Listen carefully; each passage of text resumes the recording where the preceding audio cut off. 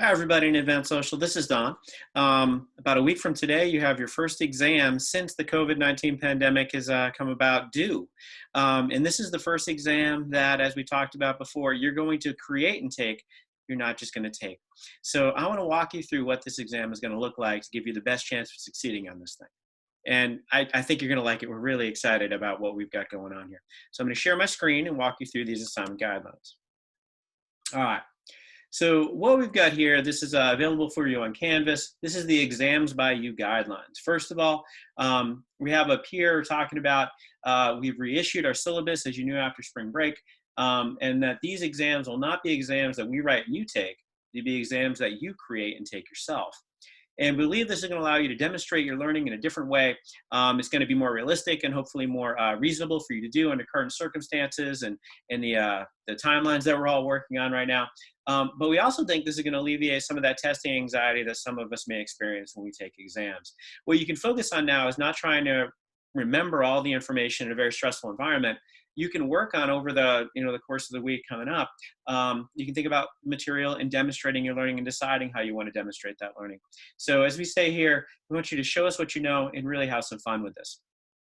So the objective of the exam I use to demonstrate the breadth and depth of your knowledge of the unit's content.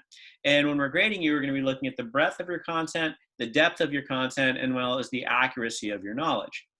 Now, we had said before that we're anticipating 20 longer answer items that you would write and answer, and we've reduced that down to 10. We think this is going to be a more manageable number for you.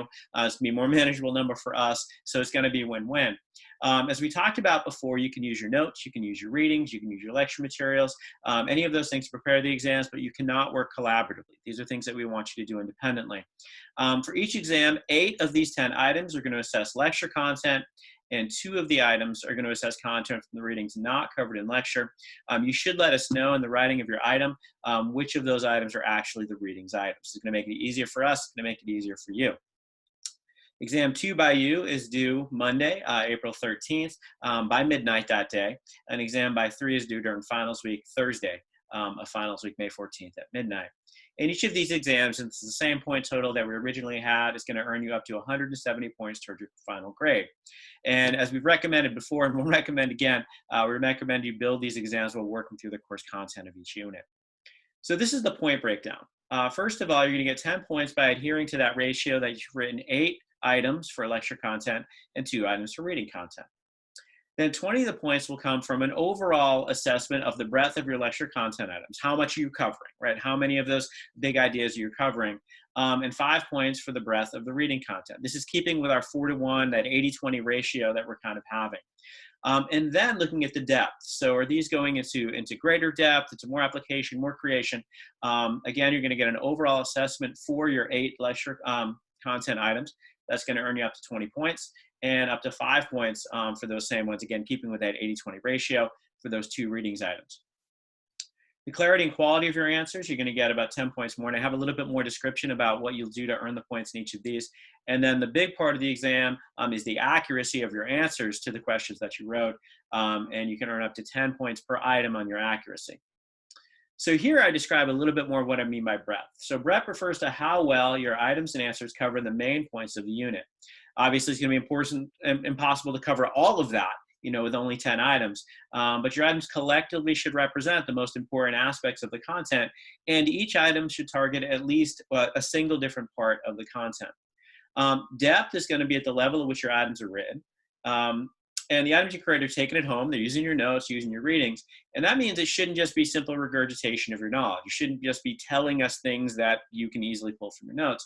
There should be a critical thinking component to each of your answers. So you should maybe have some application, some evaluation, some comparison, some argument, some prediction, or may use the information to create a new study, a new social program, a new social policy, and answering the item, not just listing that information. And the answers that you write for each item should demonstrate you've learned the content at a deeper level than basic memorization. Now, I'll give you a little bit on length because you could write all day. Like, one of the things I didn't like as a student about take-home exams is I never knew when I was done. I never knew when I had more I could do. So we try to give you a little bit of a guide here. The length of your answers to each item should be appropriate to answering the item, obviously. However, each answer should be succinct and direct. And as a guide, I want you to write items that inspire answers of under 250 words. And as a reference, this paragraph along with the breadth and depth paragraph. So this much right here is approximately 230 words. So that's about the length in terms of words on a page that you're shooting for.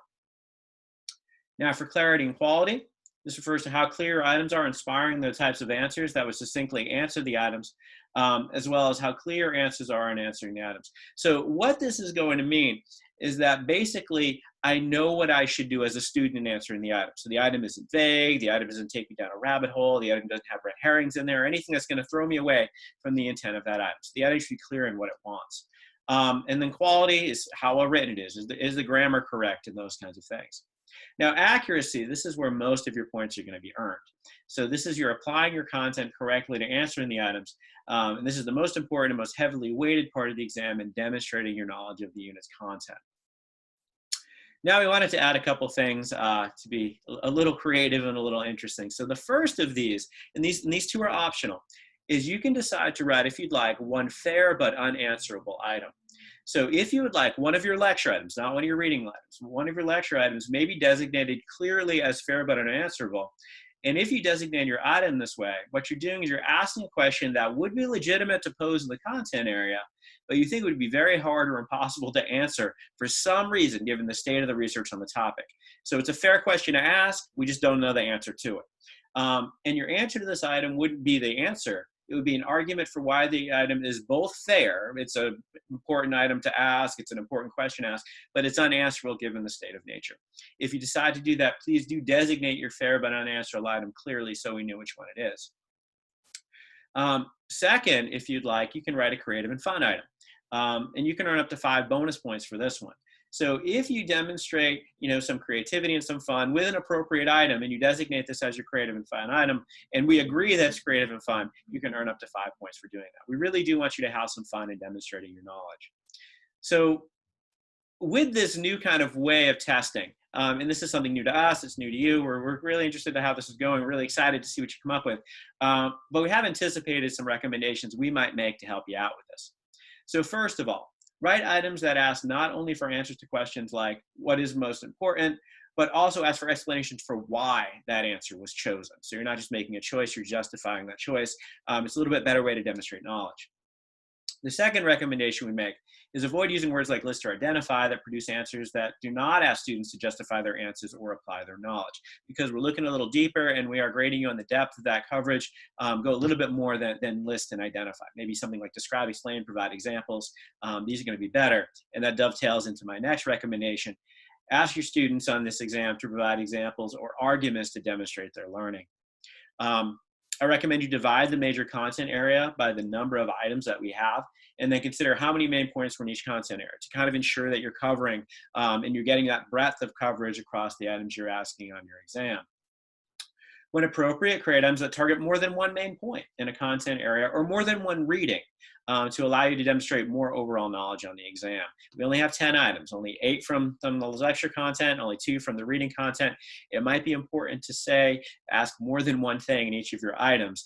Maybe compare those things, maybe combine those things, maybe evaluate between those 2 things to make that a little bit easier. And as we recommended previously, a couple of times so far in this video, we recommend creating items while working through the lectures and readings to make it easier to organize this when that exam does come due. And our last recommendation, we put this in bold, we underlined it and we centered it, is ask for help and feedback if you need it. We want this to be a positive experience. We want you to do well. We are invested in your success. And what we're trying to do is, in our changing times and circumstances, we are trying to come up with a really creative and cool way for you to demonstrate your learning that you can do right now. These exams by you is something I've never tried before. And I haven't met a colleague who has tried this before. And I'm really excited to see what we do with this. I'm really excited to what you can create to show us how much you've learned this semester, and especially in this content coming up. So if you have questions, if you have feedback, we are all ears. We want you to do well. We are here to promote your success. And we got this. So I am really looking forward to, and Ashley is really looking forward to see what you do with this exam. So please let us know how you're doing, and you have a great week with our content. All right, you take care.